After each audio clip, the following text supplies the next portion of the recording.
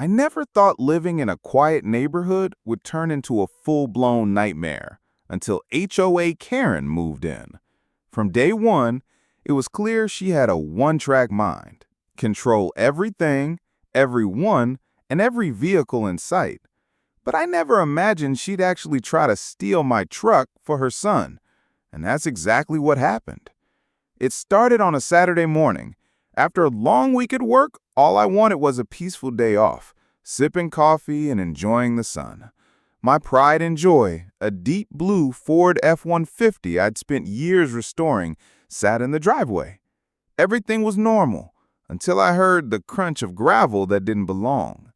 At first, I thought it was a delivery or a neighbor stopping by. But when I peeked through the blinds, my stomach dropped. Karen's son was sitting behind the wheel of my truck, and there she was, arms flailing, barking orders like she owned the place. I rushed outside, trying to keep calm. "What do you think you're doing?" I demanded. Karen spun around with that smug, self-righteous grin she wore like armor. "He needs to borrow it, and I told you, you can't just park here." I was stunned. My truck wasn't community property. It was mine, and there was no way I was handing it over. But Karen wasn't backing down. She stepped in front of the truck, as if sheer entitlement could make it hers. Then, in true Karen fashion, she whipped out her phone and called the cops, claiming I was harassing her son. I stood my ground, but inside, I was already calculating. She had no idea about my contacts at the state attorney's office. That was my ace in the hole. When the police arrived, Karen's son scrambled out of my truck. Karen, however, was fired up, pointing, yelling, and accusing me of being aggressive. But I stayed calm. No yelling, no drama, just facts. "This truck belongs to me," I said, holding up my keys. "I have full documentation." I handed over the registration, insurance, and title, everything neatly organized. The officer gave me a quick nod, then turned to Karen, who was still flailing her arms like a conductor of chaos. "He's always intimidating people," she snapped, trying to twist the story. I almost smiled. I had expected this. I'd played this game with her before, and I was ready. The officer took statements, clearly growing tired of Karen's theatrics. Meanwhile, I quietly called my contact at the state attorney's office. Within minutes, the tone shifted. Suddenly, the officers were consulting me more than her. Karen's smug confidence started to crumble. By the end, the police made it clear the truck stays with me, and any further attempts would have legal consequences. Karen and her son slouched back home, defeated but still simmering.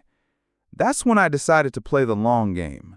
I documented everything: photos, timestamps, notes, just in case she tried again.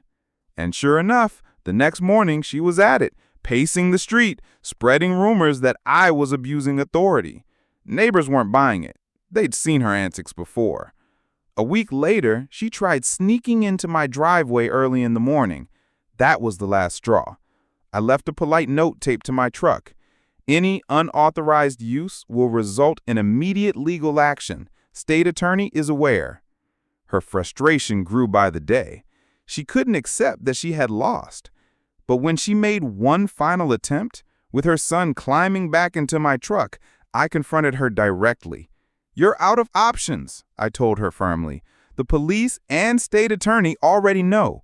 Any more stunts, and it won't end well for you." She paled, but kept trying to argue. Accusations, excuses, lies, but none of it mattered. I had proof, neighbors as witnesses, and the law on my side.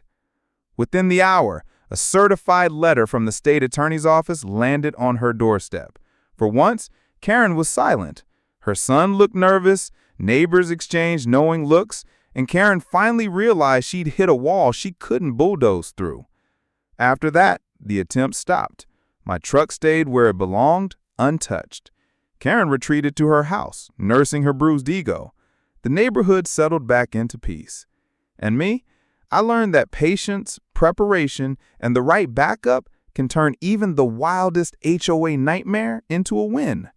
Karen learned too. Entitlement comes at a cost. If you enjoyed this story and want more insane HOA and Karen encounters, make sure to hit that subscribe button and turn on notifications.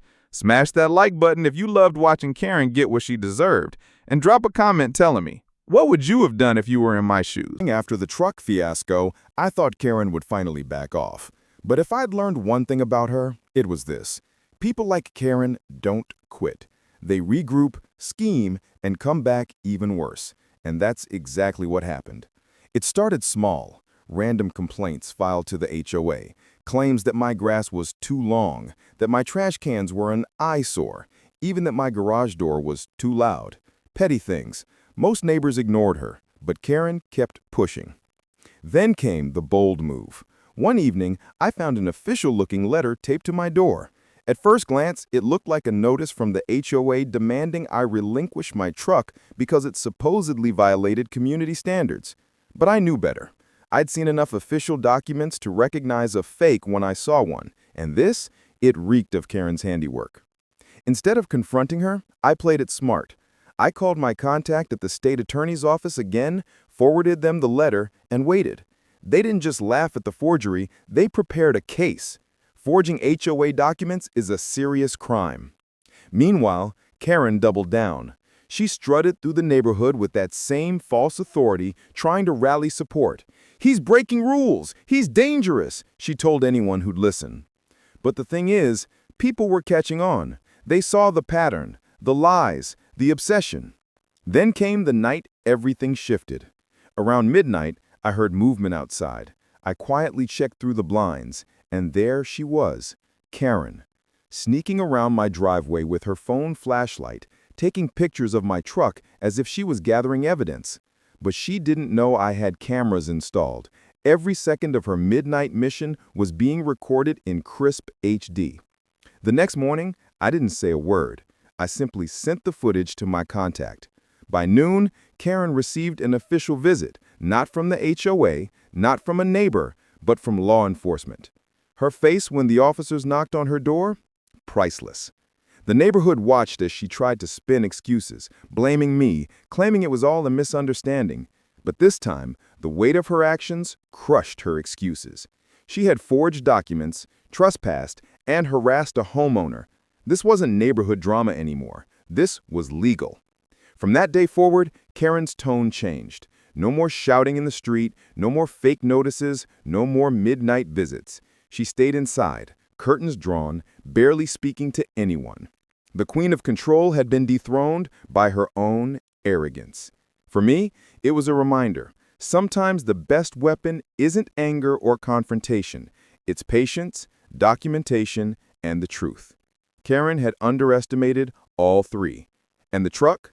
Still safe in my garage, shining like the victory it had become.